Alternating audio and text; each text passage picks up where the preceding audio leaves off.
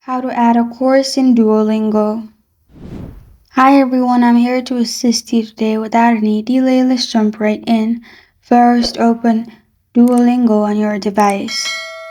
Click on the flag-like icon at the top left corner of your screen.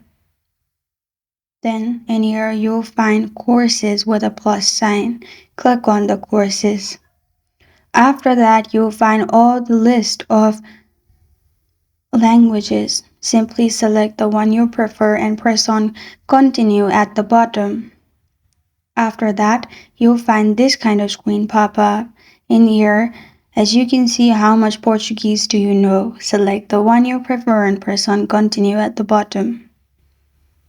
After that, best place to start and continue. Then, lesson will start, which is lesson 1. Complete this lesson and you'll find this kind of screen pop up. Again, click on the flag at the top left corner of your screen and you can make this as your main. And this is how to add a course in Duolingo. Thank you for joining me today. If this video helps you out, please leave a like and subscribe for more. Got a question or want to suggest a topic, comment below. Thank you for watching.